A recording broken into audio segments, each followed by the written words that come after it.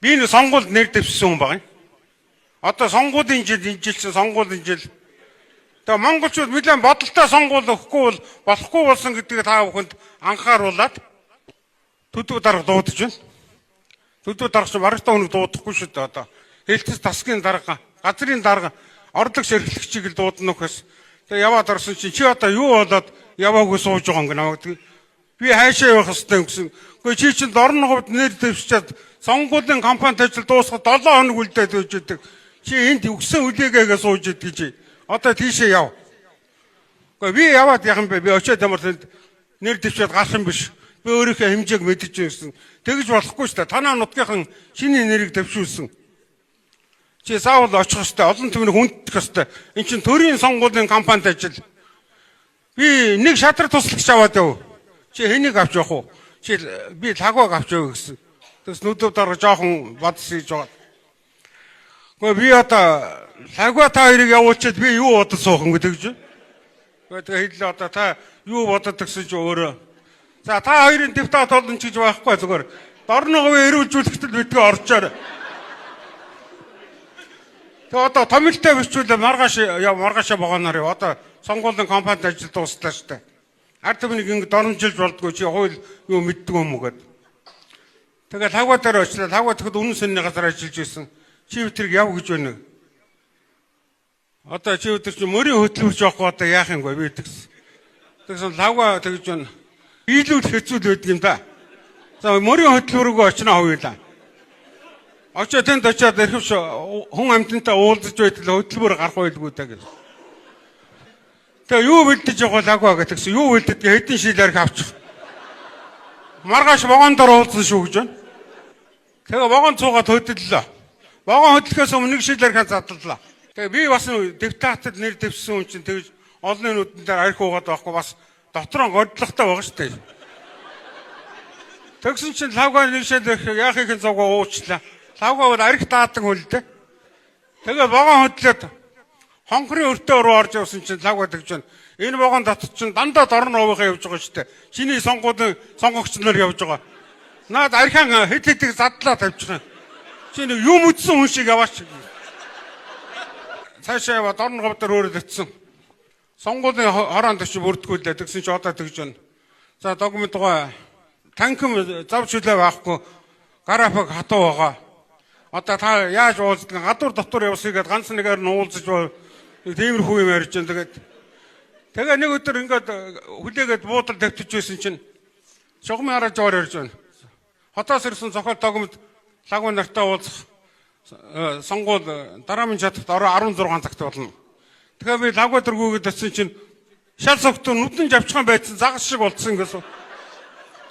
Тэгээ би хэллээ. Одоо уулзалтын гэж байна штэ чи наад ариг тарсан гаргаач гэдгсэн.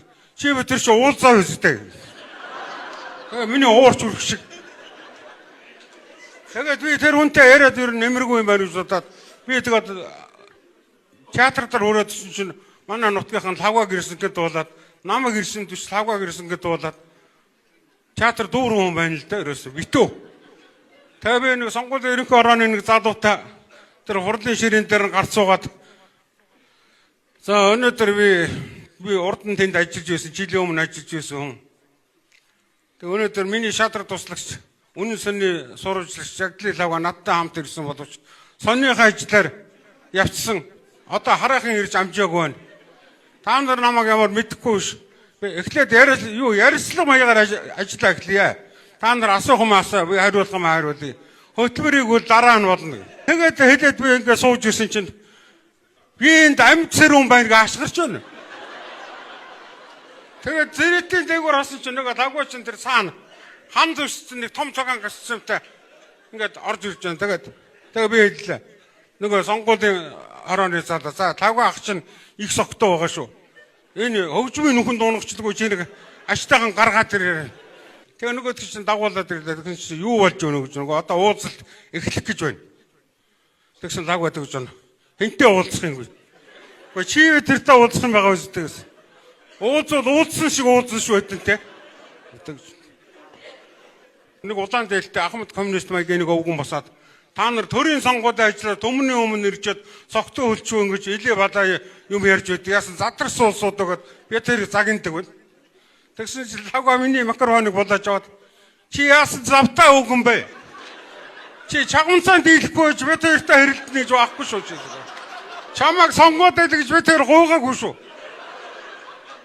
Би ер нь догмтыг уран зохиол доорхон улс төрөөс холхоо яваасаа гэж бодоод сонгуулахгүй дагж ирсэн хүн баа шүү. Хэлэх үг болцсонгүй. Би хичээх нь араас ингээд доошоо ингээд татсан чинь чи юу гэж араас шангаагаад байгаа юм. Би эдэнтэй хэлэхүүгээ хэлнэ. Тэгээ бүр нөгөө төч мөр агсан тагван ягтай боллоо. Тэгээд би тэгсэн лавга басаа тэгж та нар догмтыг одоо зохиод шүлэг зохиол бичээд өгдөг болохоор нь сүрхэн хүн гэж бодоод их хурлд нэр дэвшүүлж байгаа юм уу? Наадах чинь бол төр өрийнх нь удаа гэр барьж чадахгүй юм тийм ч та. Энэ догмт гэдэг хүнийг би мэднэ. Өсгөөс нь өтөлтөл нь өдий болтол нь би мэднэ. Наад догмт чинь дорн говийн хонхорт байх та. Уугаагүй арх, унаагүй морь, унтаагүй хүүхэн, ойчоогүй ор байхгүй болсон хүн шүү дээ. Та нар яхаар ийм хүнийг нэр дэвшүүлж байдаг юм. Ханхмаагаар нэг эвгүй болоод л шуугилдаа сүулдэ хошин шог үзэж байгаа юм шиг болоод. Тэгсэн чинь нэг хүн басаад тэгж байна. Лагваага та суучаач наад нэр дэвшигчээс чинь биднээс юм асуумаар байна. Догмтгоо та говийн хүн одоо энэ говийн нутгийн тухай мал сүргийн тухай зохиол мохоо зөндөл бичдэг. Та энэ өмцөм хоригдож одоо буу суушуур болоод байгаа тэмээний талаар их хурлд очиод юу хийх хүн бэ гэх. Тэгсэн чинь лавга миний макароныг шүүрч бод энэ үнд чи би хариулна. Тэр олон тэмээгээр та нар буу суушуур хийсэн үү? Би та хоёр хийсэн үү? Юу яриад байгаа та нар? За би миний тэгээд одоо депутат болох ингээд өнгөрч байгаа байхгүй юу?